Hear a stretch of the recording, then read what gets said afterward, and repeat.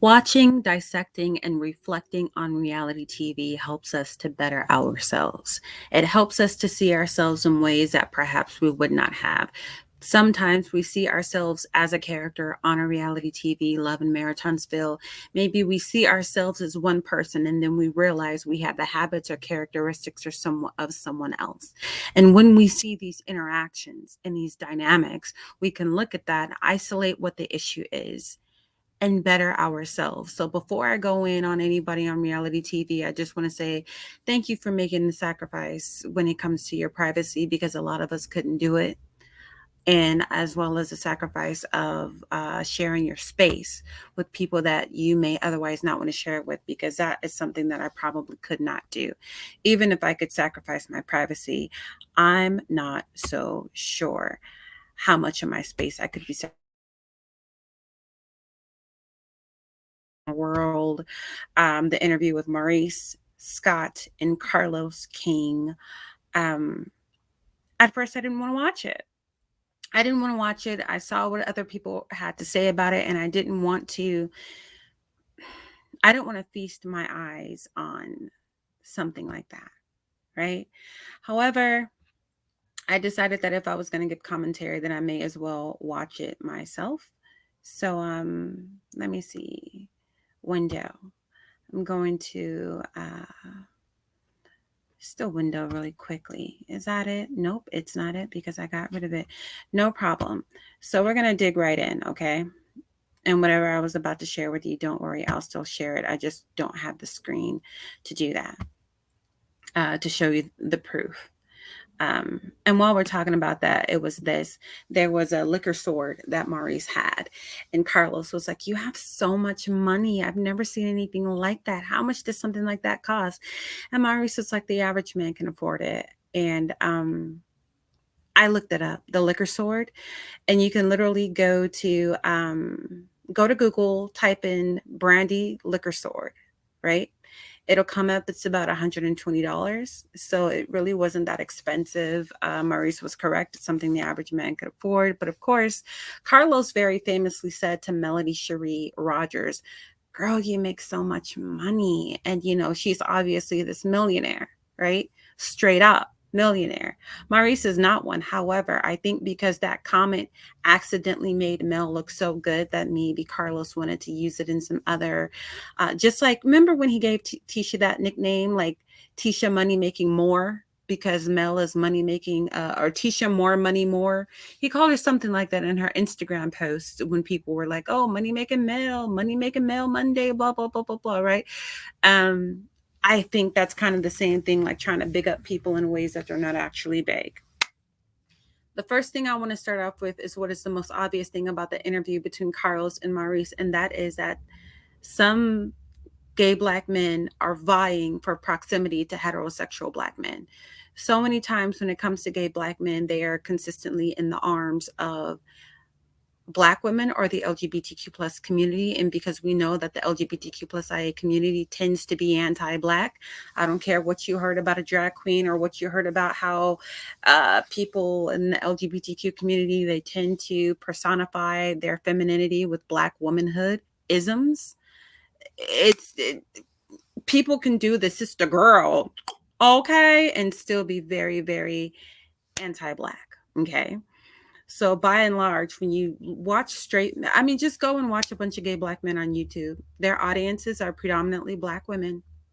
We are home base for gay black men, more so than the LGBTQ plus IA community, more so than we are home base for them. Go to any YouTube channel you like where there is a gay black male content creator, and the majority of his audience is Black women, okay? However, in spite of our loyalty to gay black men, in spite of our coddling, in spite of our love, in spite of us, I used to use myself literally as a human shield in high school to protect, my beloved gay black brothers, because I felt that they were worthy of that, right? So I'm not saying that they're not worthy, but I'm saying that represents Carlos represents a constituency of gay black males who would very gladly ditch black women and all their love and all their loyalty just to have that proximity to straight black men. Like, in spite of what, let's say black men give gay men one thing and black women give them another, despite what we give them being superior, and it is, despite the love that we give them being superior, and it is, the moment they say, okay, we'll accept you, they be, oh, bye girl, bye girl. Like, they just out of there, right? And I think that's one of the things that that interview kind of proves about Carlos. And Carlos has done a number of things to show that when it comes to black women and men, his loyalty is to black men, right? And if it wasn't for heterosexual, and he's a black man too, so part of me gets it. A good 50% of me is like, yo, I'm partial to women, right? Because I'm a woman, I get it. I'm not a pick me, so my thing is sisterhood. I really get that. However, I think there are a lot of gay black men who are actually male chauvinist, very sexist, whatever else, but they don't get to exercise that privilege because it's trumped by their being gay and how the community treats them. And sometimes you got to go run and get love and get shelter where you can get it from. And of course, it's the black woman with her arms open. Anyhow, I already talked to you about the liquor sword. Like I said, you can go to Google and you can type in Brandy liquor sword and you'll see exactly what Maurice was holding up for $120. Now, I want to get to Carlos calling Marceau and Maurice cavemen and traditional. I'm of the school of thought that was conveyed by Queen Sheba, if you have been watching her channel on this, and that is that we are confusing traditional with abusive. And so if you came from a traditionally abusive household where they were, it was their tradition to abuse women, then say that. But by no means is some of the things we see Kimmy going through or Kiowa having gone through with Maurice, many of those things are not traditional. Many of those things are just, I mean, it's like they're redefining traditional to mean, He-Man, woman hater, I'm a caveman, I knock the woman upside the head and then I drag her out and I impregnate her and that's how it happens, right? That's not traditional. That's not traditional. And in fact, I think a lot of the people who are claiming to be traditional are just saying, I subscribe to gender roles. I subscribe to women wear pink and boys wear blue. That's what people are really saying when they're traditional. The woman is saying, I don't want to pull out his chair and pay his tab. And he's saying, I don't want to, be Betty homemaker. I don't want to be stay at home dad, kind of thing, right? That's what people are really saying, because in reality, we're all freaking modern. So you can call somebody a modern woman or a modern man and really try to insult them, but you're not going to be calling me modern as an insult when you have an iPhone too, when you're on the internet too, when you have an iPhone too, when you have Instagram too, when you have Facebook, YouTube, Netflix. Like, we're all modern, okay? We're all modern, and even our relationships have evolved, right? These men are talking about, like, whether or not they're traditional. And I'm just like, well, if you're traditional, you're the breadwinner. If you're so traditional, you are the actual breadwinner. And it's not, oh, we both make money. I'm like, no, traditionally, I mean, she's going to stay at home. She's going to cook, clean, play housewife, and you are going to handle the finances. And that's not happening in any of their marriages. I said in any of the marriages on Love and Marriage Hunts, that's not how it's going. Maybe in Lewis and Tiffany, they might be the most traditional, maybe something between Chris Fletcher and Nell. But I'm just like, if your wife is bringing home the bacon and cooking it, you are not a traditional husband. I don't care if she says, yes, daddy. I don't care if she says, yes, sir, and does whatever you say. The only thing that's traditional about a woman bringing home the bacon and frying it for a man is that's a traditional pimp hoe dynamic. You sacrifice your body, your mind, your time, your money, and you bring it to him. That's traditional pimp hoe interaction. That's what that is. And here's the deal. There's nothing wrong with modernizing your relationship standards, because we don't live in the 1920s anymore. We don't live in the 1800s anymore. Nobody's working a farm anymore, right? I mean, of course, people are on farms, but I'm saying, like, you know how people might be serfs and they live in a kingdom or something where it's like there's all this land to take care of, and guess what, you don't have an electric mower, so you kind of got to get out there and do it yourself with your hands. And maybe that farmer lasted all day, maybe herding them cattle's lasted all day, so yeah, she's in the house cooking and cleaning, because that's teamwork. That's teamwork. But if Kimmy is doing everything Maurice is doing, if she's doing everything he's doing in terms of finances, and then coming home and doing everything that she's doing as a wife, there's nothing traditional about that. That is not traditional. Whatever traditional Islamic home, Christian home, Jewish, like whatever you're thinking that is average for those people, if you're talking, Bible days, if you're talking 1950s, if you're talking America before Technicolor and we just had black and white TV, that's not how that went. That's not how that went. And I don't know why people continue to call that traditional, because that's not what that is. And then when he talked about traditionalism, Maurice Scott, he brought up the Cosbys. What's traditional about the Cosbys? What's traditional about Claire Huxtable being a lawyer and Bill Cosby being a doctor, and a black lawyer and a black doctor being married and having half a dozen kids and living in wealth in New York or wherever their brownstone was placed?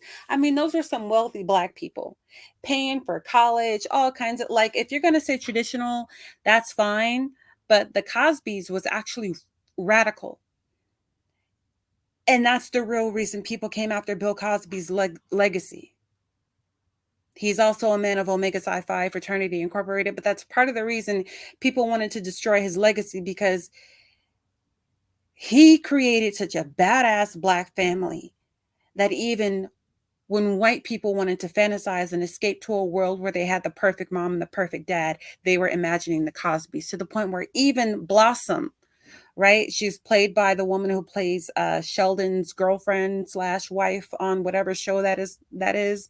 Sheldon, the guy who's like got autism, and he's super duper smart and super duper socially inappropriate. Yeah, when she played Blossom back in the day, Blossom and Six, right? You can look them up.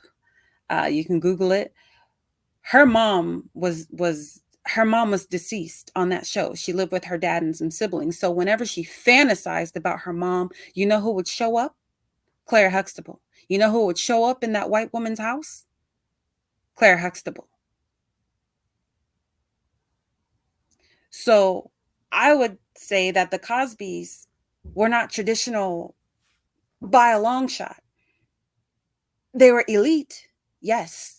They were talented 10th, yes. The best and the brightest, yes. They had traditionalisms, but just by and large as a couple, that was not a traditional family. And let's go with Maurice and say that they were traditional, right? Tell me you never saw Cliff Huxtable in the kitchen with a frilly apron on. Tell me you never saw Cliff Huxtable bringing Claire Huxtable coffee in a cup. Tell me you never saw him rubbing her foot. Tell me you never saw him being a caregiver to Claire, and I'm going to call you a liar. Tell me you never saw him in the kitchen cooking or cleaning. Tell me you never saw him preparing food, hosting guests, bringing people drinks, doing the things that it's like. I remember there was a big hubbub on the show when I don't know who it was, maybe somebody older than Vanessa. They were just like, oh, Mr. Cosby, sir, I didn't see you as a man who would bring his wife coffee. Claire was like, and what kind of man you think I got? You think I'm just over here barefoot and pregnant? No, we're a team. And so I'm like, even if you're basing your traditionalism off of the Cosbys, which again, that wasn't a traditional couple. That wasn't I'm a He-Man in, what's that one show? When the way that they would sing the theme song, those were the days, right? Those were the days. Like it was like a guy at a piano with a deep voice. It was a white couple. He was like bald on the top of his head, hair on the sides of his heads, and his wife was at the piano with him. That was traditional. Okay? That's what traditional looks like. He could throw his weight around because he paid for everything. Everything in the house. Everything. And she made the house heaven. She made it beautiful. She cooked, she cleaned, she whatever. So if you're going for traditional, you're not talking about the Cosbys. Stop. We don't idolize the Cosbys because they're traditional, because they're not.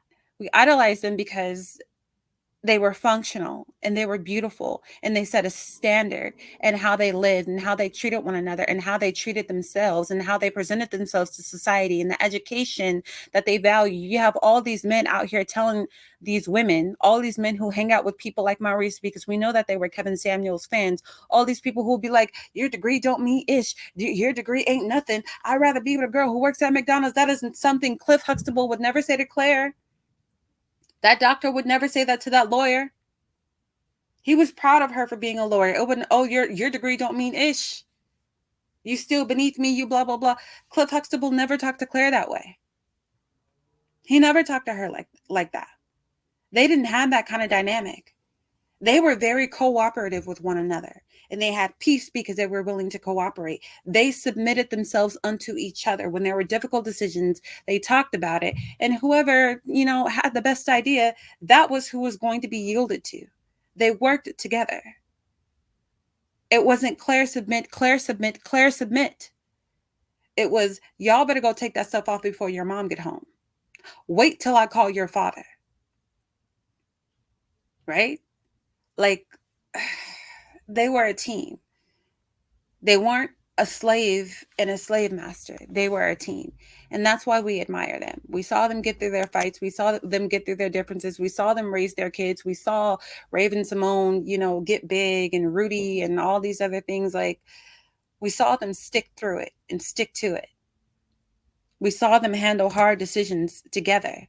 And that's what made them so admirable. So I don't want to hear about them being, they're an example because they're amazing, but they're not an example because they're traditional. When you're talking traditional, you're talking like the show Wonder Years. Y'all remember that? What would you do if I sang out of tune? Would you stand up and walk out on me? Right? That's what you're talking about when you're talking traditional. Go ahead and look up Wonder Years. Maybe you'll type in Kevin Wonder Years television show. You'll see Winnie, you'll see Kevin. So if you're talking traditional, that's more of what you're talking about. You're not talking about what you have with Kimmy, because you do have more of a Huxtable dynamic with Kimmy just because you're both educated, right? If you want to talk traditional, you're talking Leave It to Beaver, okay? It's a black and white TV show. You can Google that as well. Look at his mother, look at his father, look at how they interact. You almost never see her anywhere but in the kitchen, the living room, and the bedroom. You almost never see her anywhere else. But if you're using the Cosbys as your litmus, understand that that's a fantastic couple that dared to demonstrate Black excellence on a very high level. And they set a very high standard. To this day, people are emulating that, not because it was traditional, but because it was the best. That show was by and large the best of what family could offer you. And that's why it's just American history. It's a treasure. I'm going to move on because no, okay. So anyhow, Carlos says, and I want to reiterate that what I'm trying to say is I think Carlos and Maurice are making a very big mistake when they're calling, the Scott men traditional. They're not. So Carlos admits to having an obsession with straight Black men's podcasts. And he literally says, and I quote, "I'm obsessed with how straight Black men think." And anyone who loves Black women, when they listen to those podcasts, they're alarmed, because here's the deal. Not every straight Black man is doing a podcast. They're not calling into shows. Many straight Black men who are quote unquote traditional, or what I like to say, they subscribe to gender roles, what we expect, traditional gender roles. Many of them are too busy. They're driving their truck somewhere across America. Maybe they're listening, but they're not calling in, commenting, talking. They're not Andrew Tate. They're not out here. Like, they might watch a Jordan Peterson video or two, but other than that, they're at work. They're not espousing this stuff, this horrible stuff that is out here in the manosphere, right? And Carlos only named Earn Your Leisure as a show, but I'm just like, if Carlos is obsessed with straight male podcasts, I can only imagine what he's listening to. I can only imagine that he passed up the roommates, and that he must have listened to Fresh and Fed, and he must have been a big fan of Kevin Samuels, and probably goes up and through the manosphere with these negligible, content creators and channels that are basically anti-woman. Okay.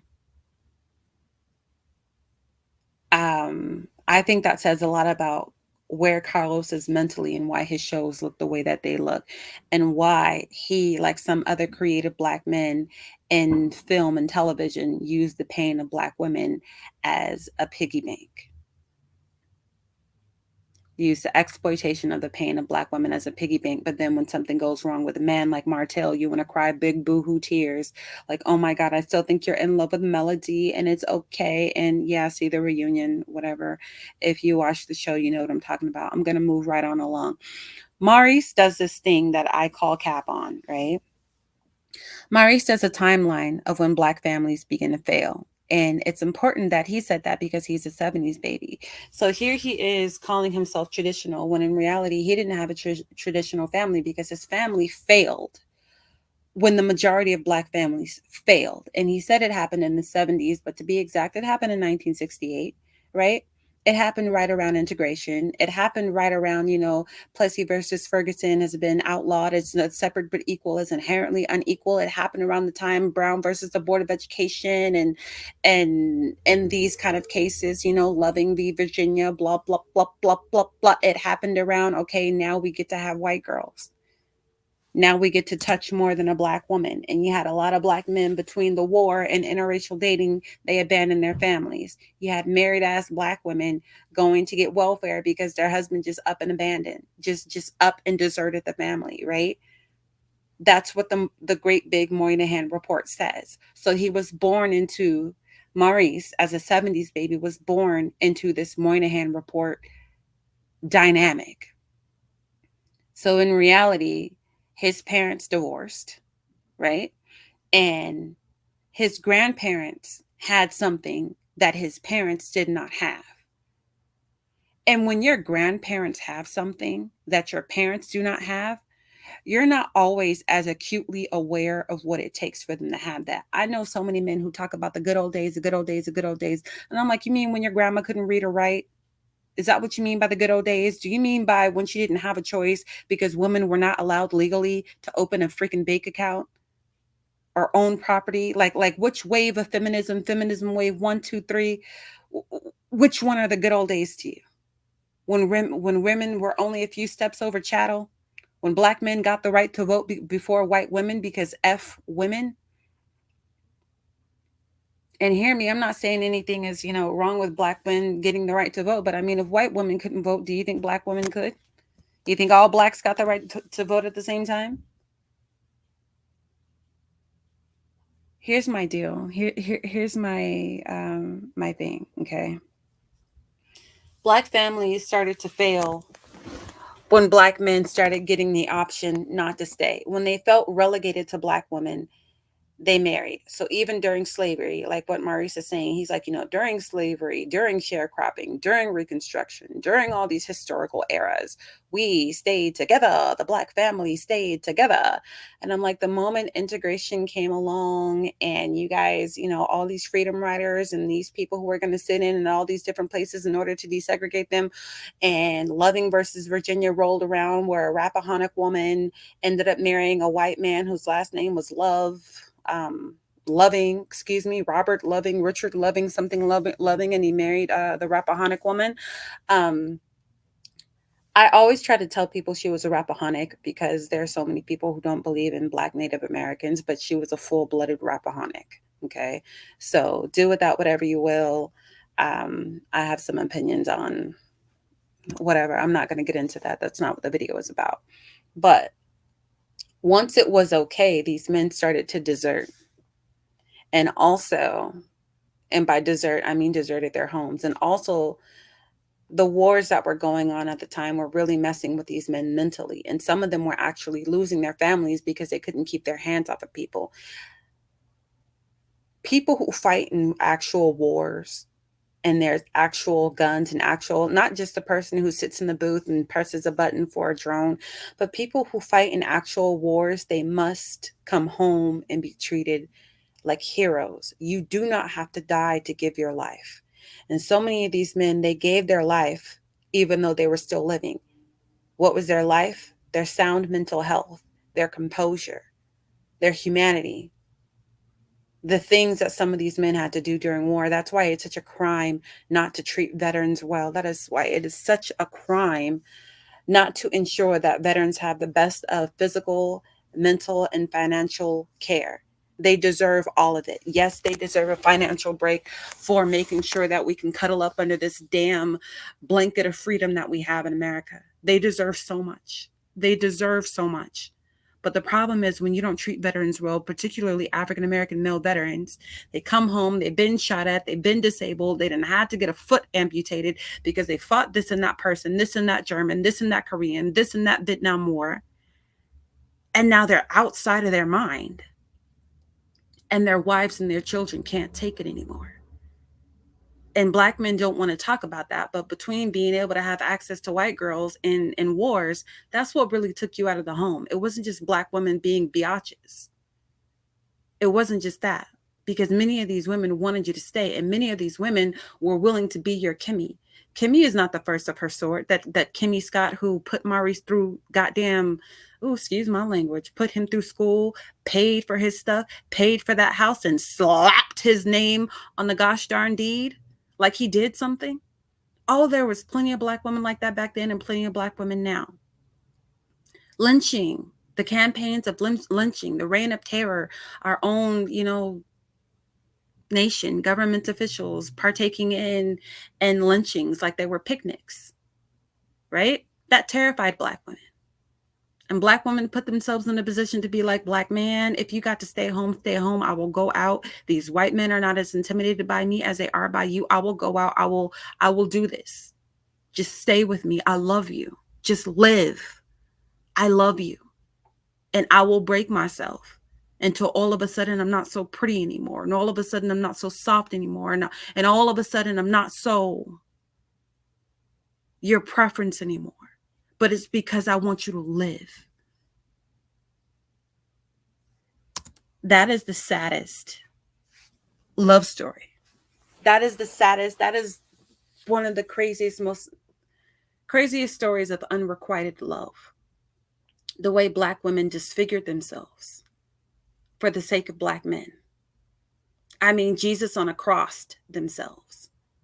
We were terrified for our sons. We were terrified for our uncles, cousins, fathers, the men of our community. The Black men who were being lynched during that time, they weren't Pookie and Ray Ray. They were men who could vote. They were men. That's why it was always an uppity Negro, an uppity Negro. We're going to lynch this uppity Negro. Why are you uppity? Because you think you're equal to a white person and you're no better than us. And look at them making all that money and wearing all them furs and diamonds. Look at all these AKAs and alphas. I'm going to hang me one of them. Look at all these Black Greeks. I'm not with it, said the dominant society. So there are lots of other things besides African-American women being masculine that took in African-American women not being traditional. We got pushed out of the tradition. We didn't have that kind of thing available to us. And traditionally speaking, we can't even compare ourselves to white people because traditionally speaking, Black women have always worked. I mean, all over North Carolina, after Black people were freed and didn't have to work in white women's homes anymore, white women were appalled. They would go up to Black women like, hey, you don't want to watch my baby for me? You don't want to breastfeed and give him that good Negro milk? And Black women were like, no. They had to pass laws to make sure that no Negro woman could be unemployed, okay? So if you're really talking about, leave it to Beaver's mom and I don't leave the house because all I do is cook and clean, traditionally, that has never been African-American. That has never been us. That has never been us. Black women have always worked. So if you're going to go traditional, you're going to have to divorce what you're saying and your rhetoric from the mainstream American story, from their dialogue, from their tradition, because what they did with their wives, Black men were never able to do with their wives. And the Black men who were, truly these were men who were set apart. Truly, these were men. I mean, because even when you're talking about the first millionaires in Black communities, you got some men, right? Like, who is it? Mary Church Terrell, her dad, bought up a bunch of land. But I mean, a lot of the first millionaires, Black millionaires, were women. because it was like, oh, hair care, oh, clothing. Oh, these white people don't want us in their stores. I guess we got to buy our own stuff. And then circulating that dollar within the community. I mean, money will strengthen a family, will strengthen the community. And you're telling these women the way that they get their money don't mean nothing because you need to submit and be a slave. Hey, wait a minute. Money is how we strengthen the community. Keeping families together and circulating that dollar, 6, 7, 8 times before we let it outside of our community. That strength is a community. That's part of the reasons you don't hear a whole lot of Asians complain about anything. Go to wherever you buy your groceries and see how many Asians you see. They go to their own stores. Unless they absolutely need something from you, they will circulate that dollar within their community several times. And that is something that Black economics has been failing to do because we don't trust one another for good reason, but it's still an issue. I'm going to get back to the show because, listen, I can go on and on about Black people, but the way Maurice brought this up was so half-assed and so incomplete. And that's why I called Cap, because I'm just like, you're not telling the actual story. And you could have done it in one sentence, but the words that you chose, I mean, it was a remix. That's all I'm trying to say. That's all I'm trying to say. So anyhow, he compares Kimmy not being married to walking past $1 million. And he's talking to Carlos about just why he made Kimmy wait so long and why it took 7 years. Because he was just like, who walks past $1 million? When I met Kimmy, I hit the jackpot, and I'm just like, something must have been wrong with her. Where's that crazy? Where's that nasty? Where's that something? Like, I'm waiting for the other shoe to drop. Like, what's wrong with you? And the reality is there are a lot of single Black women like Kimmy who are beautiful, who are talented, who are intelligent, who make money, who got banging bodies, and they're single. There's a lot of $1 million Black women littering the United States, like trash on the ground, like just worth everything, and no one's with them. You'd be surprised. As a man, you would be surprised at how many women who are worth so much who are single. Especially women who know their worth. They're not going to put up with what certain men have to offer, and they would rather be by themselves. I've been single for since 2021. It's 2023 now. I'm widowed. I'm a widow. I don't want anybody to touch me. And so when somebody finally meets me, it's like, well, what's wrong with you? Are you crazy? But like, it's like, I didn't want to be found. I didn't want to be picked up. I didn't want to be touched. I didn't want to be in a relationship until, I don't know, 2020, whatever. That's going on with a lot of Black women, especially a lot of Black women who are baby mamas. Y'all mistake me when I say that baby mama culture is shameful. I say shame the action and not the person, because some of the best and brightest Black women are baby mamas.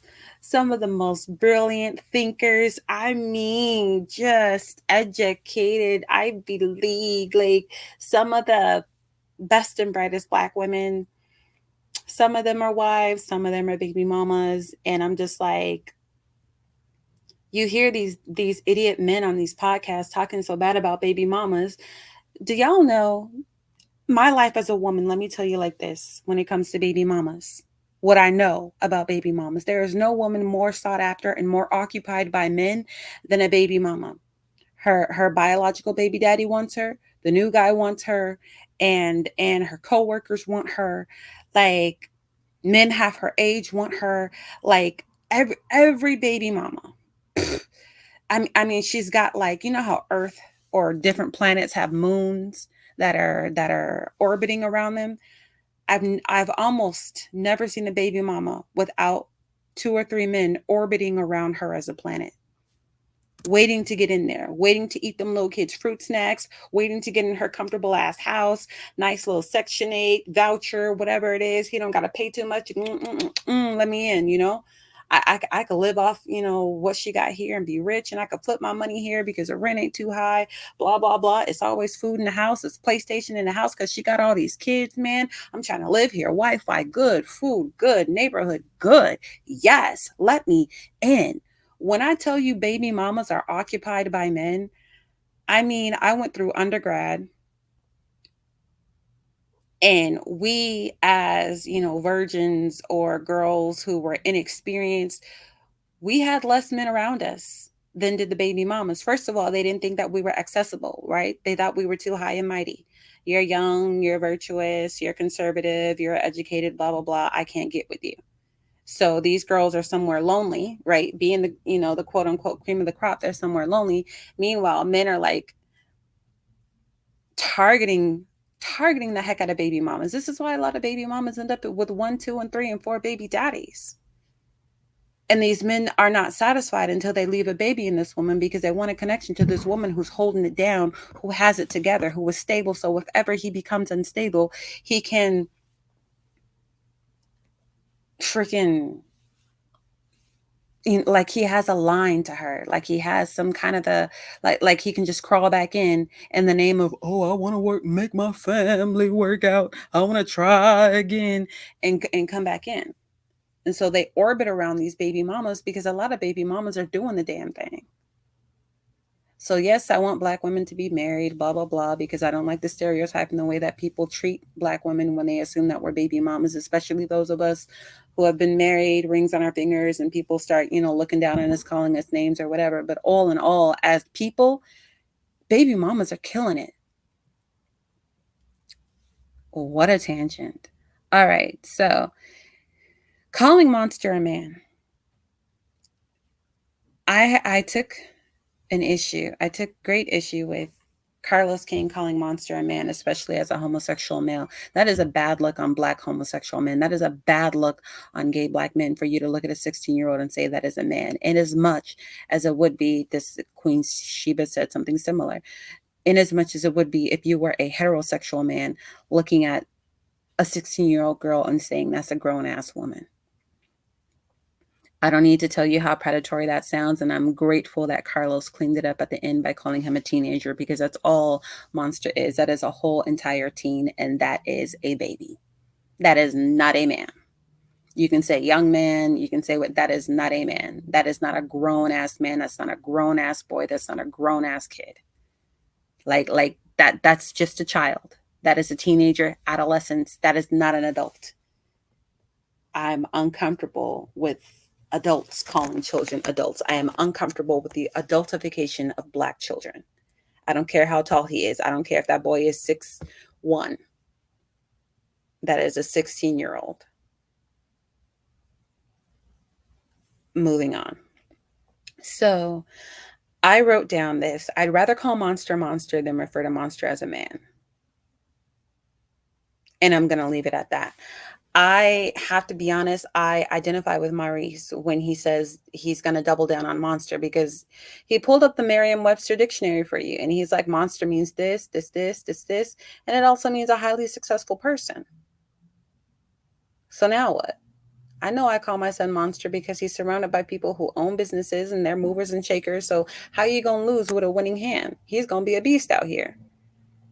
That's how we talk. So I don't know. I mean, I'm not against the people who say don't call him Monster. I get what they're saying about him being a young Black man and how you don't want the police to go off him. And that's another reason why I got to take it back to Carlos calling him a man, because I'm like, yeah, they said Trayvon Martin was a man. They said Tamir Rice was a man. They said all these little teen Black boys that they put off the street, that they police brutality into oblivion, into the next life. People were calling them grown men, and that's where they messed up. A lot of African American kids don't get to get treated like children, and that's not fair.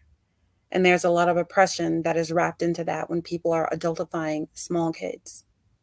All right. So that's something I don't want to see us do. It's not a sin or anything. It's just, this is my preference. Anyhow, Maurice goes on to say, studies on cleaner rooms correlating to better grades. If I ever see a study, this is Maurice, because here's the deal. They were talking about how Kimmy wants Monster to clean his room. And he was like, no, that's not high on the list. And so then Kimmy was right when she was like, Maurice, you're not supporting me. You're not supporting me. But here's the deal. Maurice says, if I ever see a study that says somehow having a cleaner room correlates to better grades, then we'll get to cleaning. Maurice, all that stuff is already out there. I mean, do you read Psychology Today? Do you read WebMD? Do you read the APA? All that stuff is already out there. And here's what I will say about Monster's dirty room. A dirty room is oftentimes a symptom of one, either neurodivergence, or two, depression.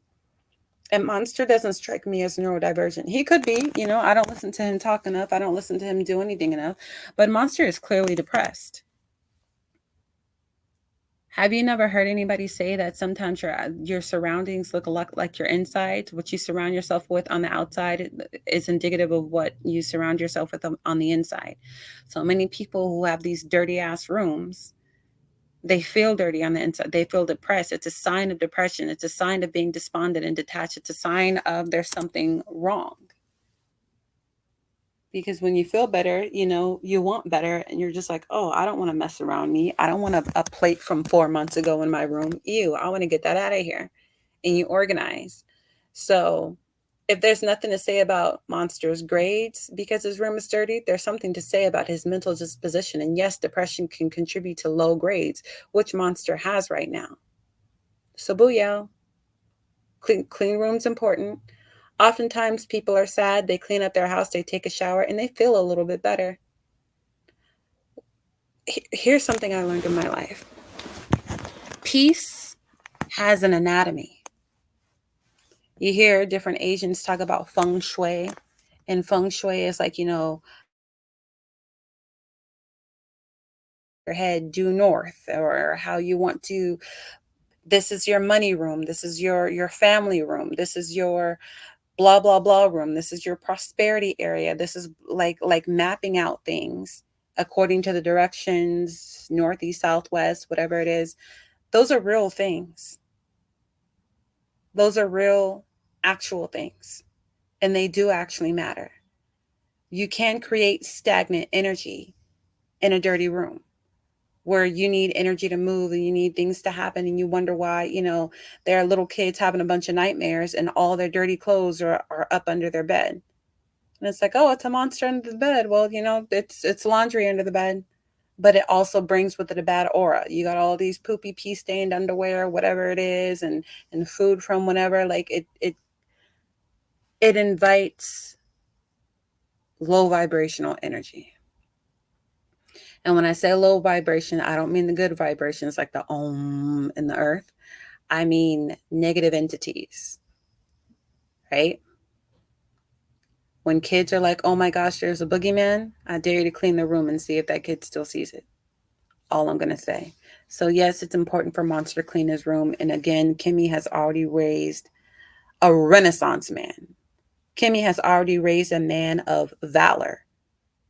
And she's trying to show you how to do it. Kimmy already has the blueprint in Jalen. So good man. He was raised very well.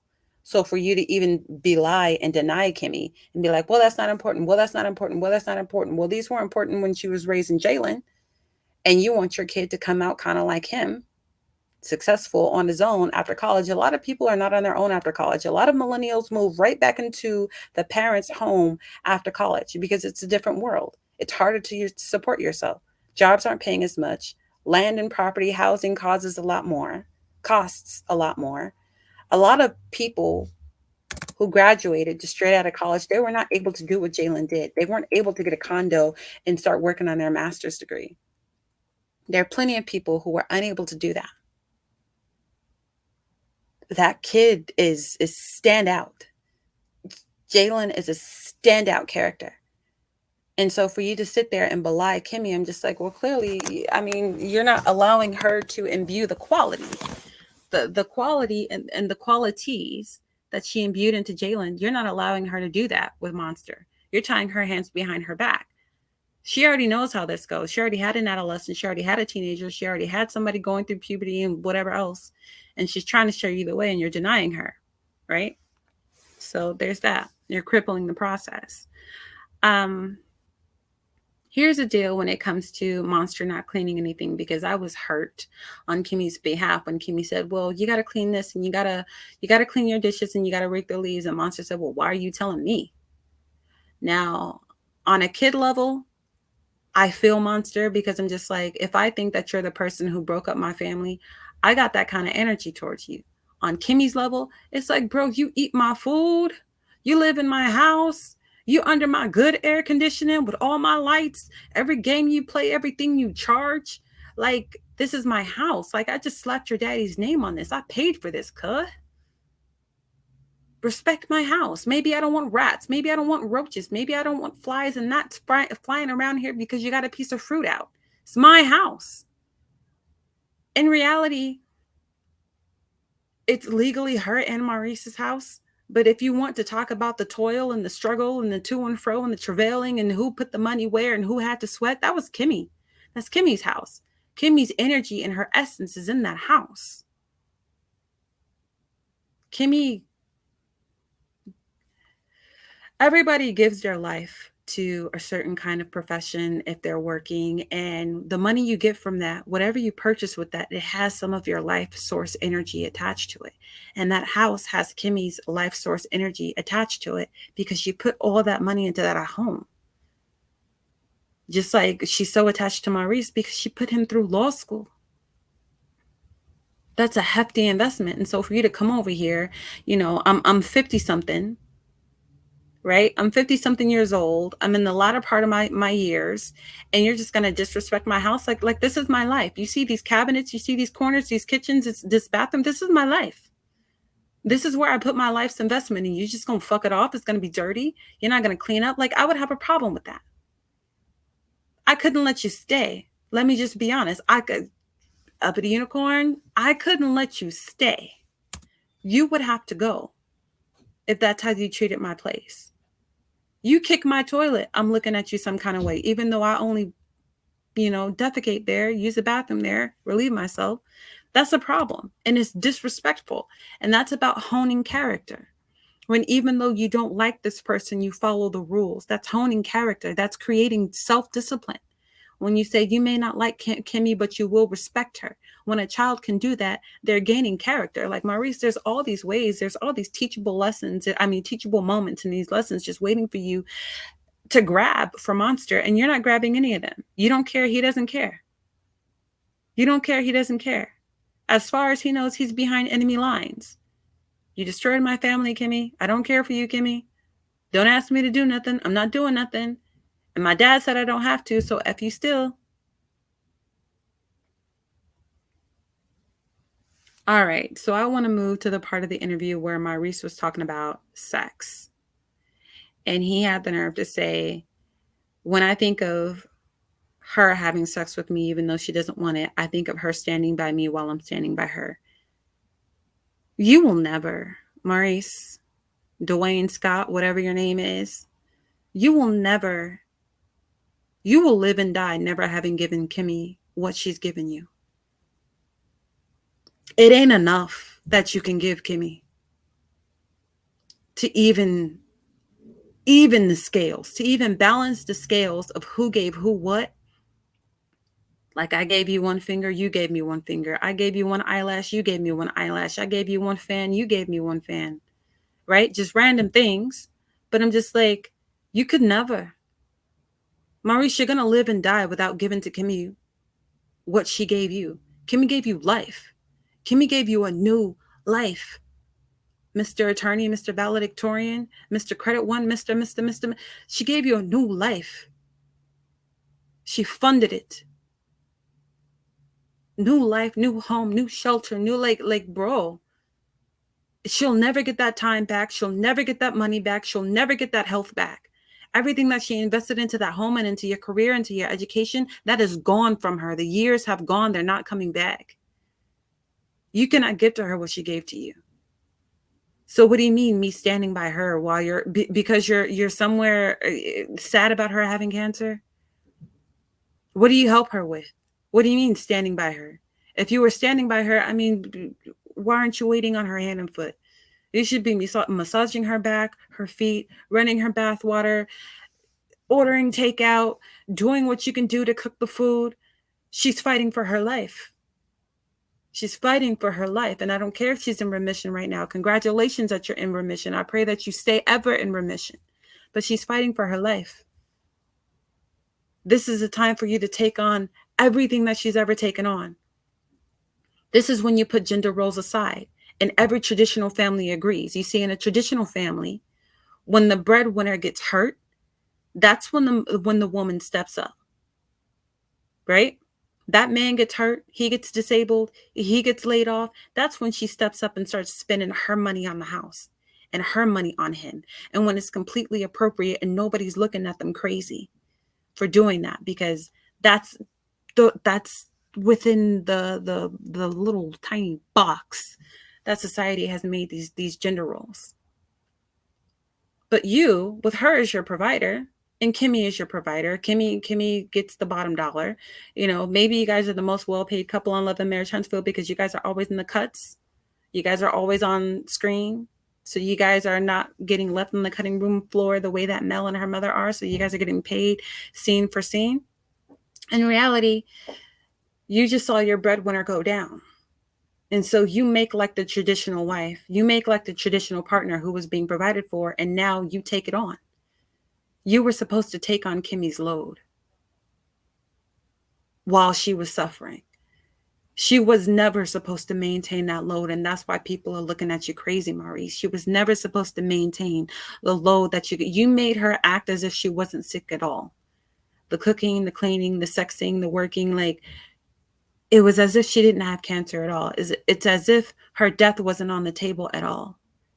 And that's crap. And that is crap. This is why I say he doesn't love her, because I don't know how you can love somebody and let that happen. My partner would come home from work. I mean, you know, even if work wasn't hard, just because he was outside in his car, in his truck, coming to see me, right? Because, you know, he had a doctorate, so it's not like he was, you know, working outside or anything. Just to come to see me, by the time he got to see me, like, you know, he'd be sweaty, he'd be tired, he'd be hot. And I'm just like, you know, I'm sitting on the floor. I put my big old damn near 6-foot self on the floor to take his shoes off his feet, to take his socks off his feet. And I would roll out a chair from his desk for him to sit down. It wasn't because I'm some punk ass, submissive ass, slave ass, but I'm just like, I'm so grateful to you, because the roof, and I mean this about my partner whose ring I still wear, the roof I lived under, everything, is still to this day, years later, the clothes on my back, the shoes on my feet, he bought them. The ring on my finger, the car that I was driving, he bought it. The furniture that I had, every computer, every iMac, every iPhone, he bought it. And so when I saw him, my gratitude would be, how can I cater to you? How can I serve you? How can I show you that I appreciate what you do for me? Kimmy does everything for you, Maurice, that my partner did for me. May he rest in peace. And you don't show her nearly the amount of gratitude that is due to her. And that makes me wonder what kind of karma Kimmy has, because it doesn't make any sense, because she's everything. Kimmy's a 10 across the board. It doesn't make any sense. So I'm wondering what kind of karma, what kind of star-crossed, you know, past life she must have lived, because none of this makes sense. I see a victim. Anyhow, moving right on along. Maurice says, I need sex like Carlos needs mess. I don't have a lot to say to that, ladies. I'll be honest. Because if you're looking at different psychological hierarchies of needs, if you're looking at Pavlov's theory, or if you're looking at Maslow's pyramid of needs, sex is in there. Now, I can say Maurice is oversexed. I can say maybe he has a sex addiction, but needing it, nope. I have to fully agree with him in the fact that Maurice said something like, women are God's most beautiful creation and the biggest motivator in life. Sex is one of the biggest motivators. I remember Steve Harvey said, if women didn't exist, I wouldn't even wash my ass. He said, if there were no woman to find, if there were no woman to go to, like I wouldn't even. There are certain things I wouldn't even strive to achieve. But I want to get the love of the best woman. I want to get access to the best woman. I want the beauty and the life and the energy and the companionship of the best woman. And I strive like this because that's what I want. And a lot of men, even if they won't admit that on a reptilian level, on a base brain level, that's the big motivator. That's why whenever people want to sell something, they get a woman in a bathing suit and they throw her on the car. They put her near the lawnmower. They put her near the Bentley, like whatever it is. They make her oogle the watch, the rolls, the what is it called? Hell, the Rolex they want you to buy, because there's a subconscious motivator there. And what I actually did, like what Carlos said, is that he agreed. He's just like, even gay men like to look at a woman. We like a beautiful woman. We look at Beyonce because she's a beautiful woman. Women are just beautiful, even if you don't want to bed them. They're just the height of creation, they're the peak.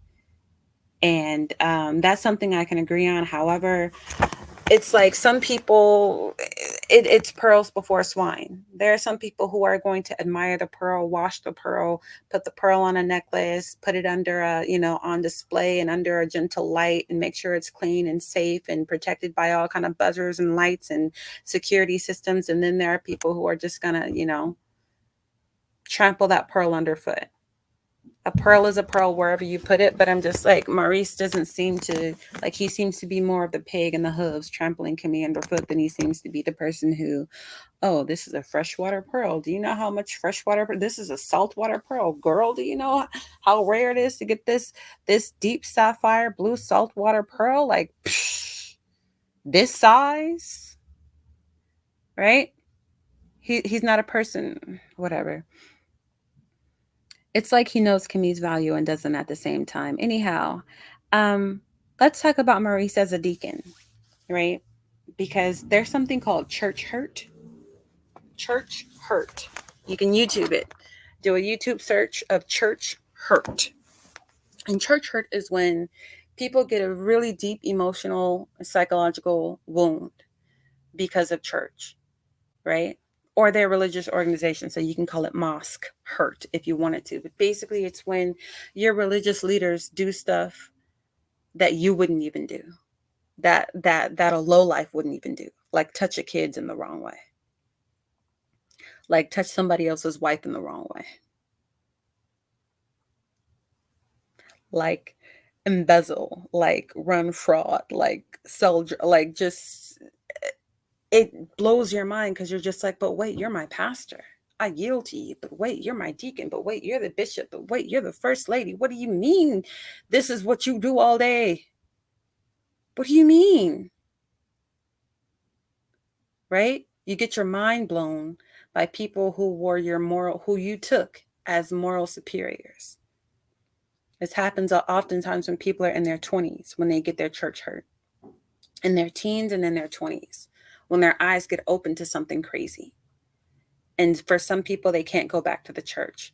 When I tell you, I'm so happy Maurice is no longer a deacon with his particular sexual energy, because there are so many men in so many high positions who, I mean, I don't have to talk to you guys about Elijah Muhammad and all those daggone secretaries of the Nation of Islam who were 12, 13, 14, 16, maybe at the oldest, who were walking around pregnant with his kid because, oh, he's the messenger, he's he's the man of God, the man of God, the man of God. And the things, the way that we can be groomed and manipulated because someone leads us in religion, to the point where it's like, many people who lead you in something good because you think that they're so good they can get you to do something bad, is all I'm trying to say. And so I'm not saying Maurice ever did that, but I'm happy if he stepped down as a deacon before any of that happened, because there are church leaders who have, I mean, I don't have to tell you about a Catholic church, do I? I don't have to tell you about all the pappies and papples and Father forgive me's and all the whoever people who have been forgiven by the Catholic Church for touching on little boys, for touching on altar boys. They want to fast and pray and be so holy, but then that one part of them that is usually of a sexual nature takes on such a demonic form. It's almost like the good you did before that mountain of good that you did. This one thing is so heinous, it kills that mountain of good. That thing is now a pebble, it's a rock, it's nothing. So I'm with the way that Maurice discusses his own nature. It's a good thing that he's no longer a deacon. Now, I took a note. I wrote down this: sacrificing Kimmy for his real family.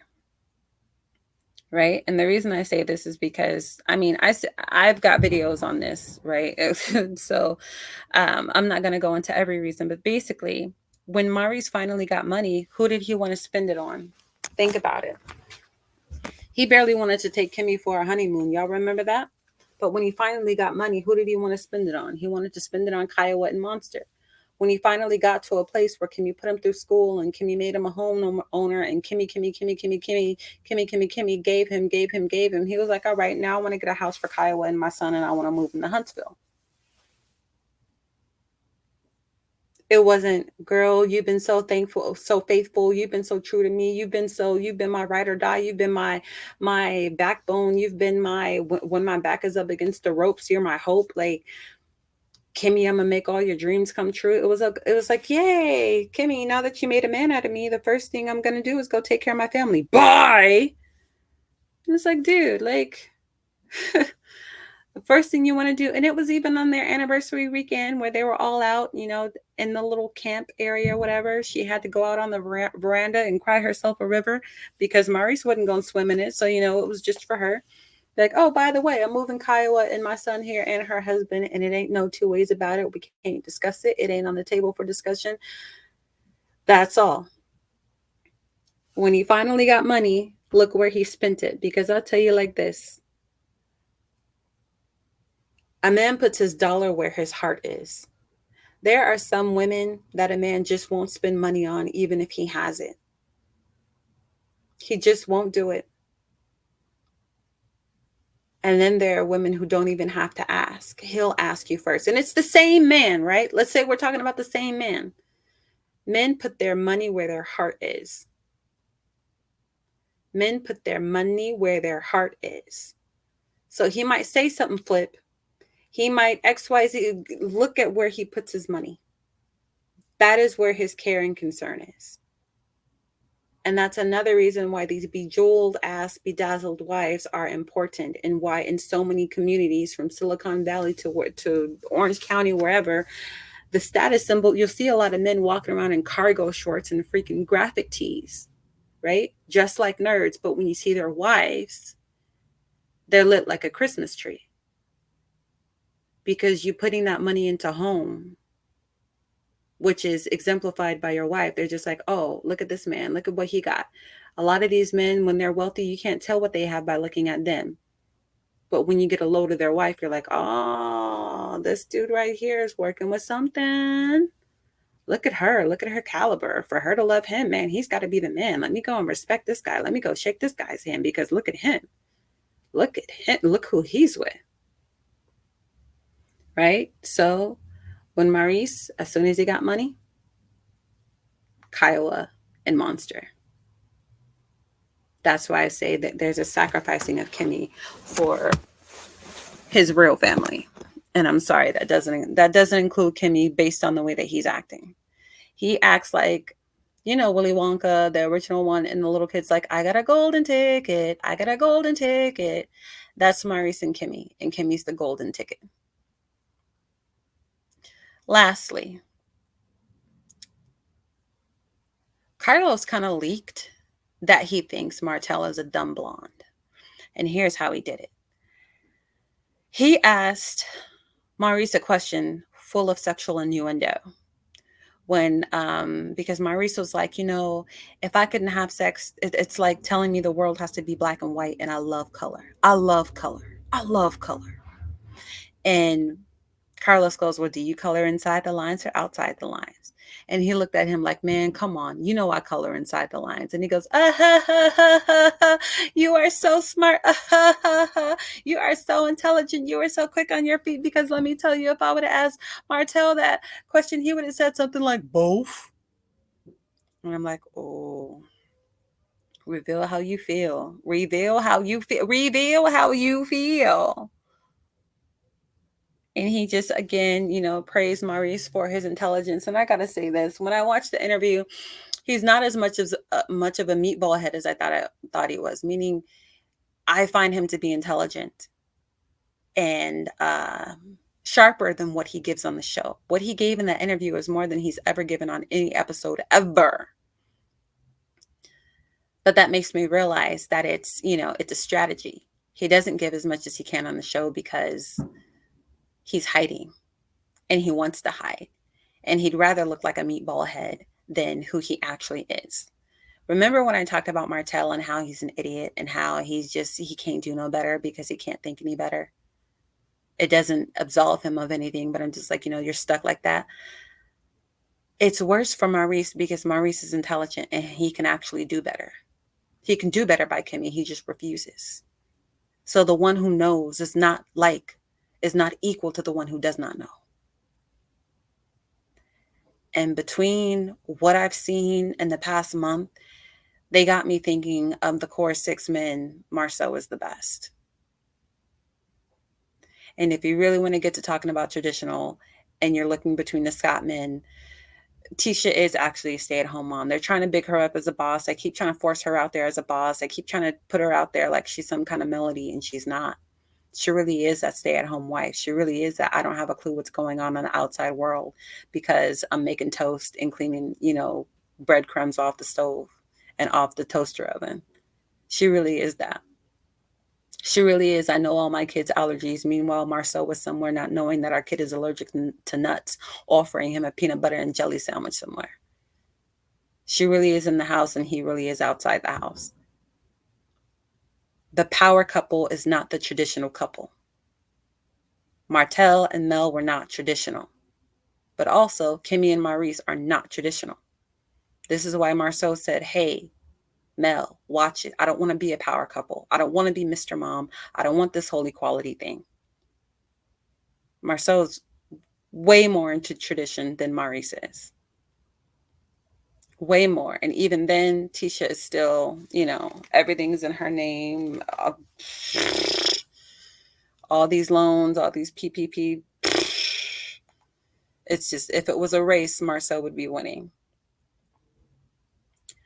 That is everything that I have for that interview. But if anything that I said, because some of this stuff that I said was about Maurice, some of this stuff was just, your browser has been blocked on your screen. Okay.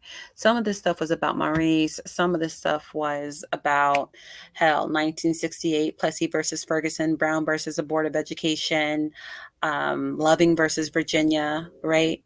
We got into a lot of different historical things and psychological things. If anything struck your fancy, I want you to get the timestamp and talk to me about it in the comment section below. Again, because my thing is this.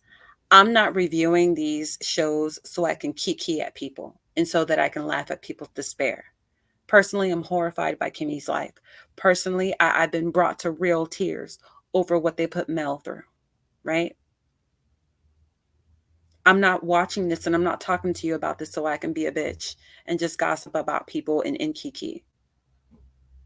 I really want to make this power for a living. I really want to take the knowledge that we get from these shows, and because they're a microcosm of the macrocosm, meaning they're a small representation of what's going on a bigger scale. I've heard so many Black women on so many panels. Where do these Scott men come from? What is all this? Like, is that how the men in Alabama are? Is that how to, like, you'd be surprised. And so we have an opportunity to look at these people and their real raw reactions, even when they try to fake it, right? Even when they try to fake stories, they leak their truth. And when we look at these people and we decide that this thing and that thing about them is ugly, we can search ourselves and say, do I have that thing within me to remove? It's just like the biblical scripture when it's like, how can you try to remove the speck in your brother's eye when you got a whole log in your eye? Remove the log from your eye first, so that way you can see clearly to remove the speck from your brother.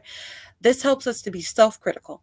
This helps us, watching these reality shows helps us to do a self-analysis. We get to check ourselves up against the characters we like and dislike and say, how similar or dissimilar am I to this person? A lot of people are on some who gonna check me boo, to the point where the only recourse is to check yourself. So what I do on my channel is a self-check. And I'm inviting the people who are watching this with me to self-check. Yes, it gets entertaining. Yes, it gets emotional. But I'm inviting you to a self-check. In as much as I'm inviting myself to a self-check. I remember telling people Destiny terrifies me because being hers would be one of my biggest fears in life. And her attitude was so nasty and she was so woe is me, and so. And I'm just like, you don't see what you're doing to create this situation. You don't see what you're doing to drive people away from you. You don't see what you're doing to block your blessing. You don't see what you're doing to destroy yourself, to destroy your business, to destroy your Madani, to destroy your relationships. And I was like, good God, she doesn't see it. She's just cannonball. She's just on a downward spiral. You can't stop her. It's fast. It's heavy. I was terrified by who she was and how she behaved and how she didn't know that she deserved everything she got. But that wasn't for me to say, F you, Destiny, I hate your guts. That's just like chocolate. Calling myself by my government, chocolate. Please don't be this person. Please check yourself. And Destiny has a whole host of other good qualities, but I'm just saying that thing, even looking at Mama Wanda, and I'm just like, whoo, chocolate. You finna be middle-aged, honey. And after that is over the hill, I need you not to be this kind of auntie / mother-in-law / whatever. Chocolate, I need you not to. I need you to check yourself. I need you to watch this and learn. So again, as much as I have strong feelings about the different characters on Love and Marriage Huntsville, I'm always grateful that these people put themselves out there the way that they have. Because sometimes we don't know how to look at ourselves, but we sure as hell know how to point fingers at everybody else. Just as human beings. It's like our own poop doesn't stink to us. Glory and goodwill to the people who can smell their own behinds and say, good Lord, that stinks. I heard a wise woman once say, if you sit and poop for long enough, you can't smell it anymore, or it stops stinking. And so when we're looking at somebody else's, we can say ew because it's foreign. So a lot of times this is like looking in the mirror. Looking into these people, looking into these other Black people, it's like looking into a mirror. Even if you don't think that they reflect you. Even if you don't think that they're a reflection of you, just make sure that the fault that they have in them that you don't have in you. Make sure the fault that they have in them is absent within you. This is a grand opportunity. This is the grandest opportunity that reality TV has to offer. It's for society, for people to take a good look at themselves and how we interact as a collective and solve collective issues on an individual level. I really hope you understood that, because idle gossip is not my thing. Even if I come up here and laugh, the key is not my point. It's not the point of Uppity Unicorn. The point of Uppity Unicorn is self-improvement. That's the point of my channel. It's self-improvement. I can call that leveling up. I can call that a bunch of different things. The point, the reason I come here and reflect and talk about these things and have all these different conversations from one video to another, whether it's reality TV based or other, is to take stock of ourselves and our actions and to get sober-minded about who we are and how we are. I love y'all, and I wish that quality in you. I wish that for you, that you can take stock of yourself, stock of your actions, that you can call yourself to account without somebody forcing you, and that you would have like-minded people who are willing to be accountable with you, because that's the basis of human beauty. Hair is wonderful. Long eyelashes are wonderful. Strong, young bodies, great. The basis of human beauty. It starts with beautifying yourself on the inside. And when we see these people do these ugly things, it's an opportunity to beautify ourselves. If that makes any sense to you, let me know.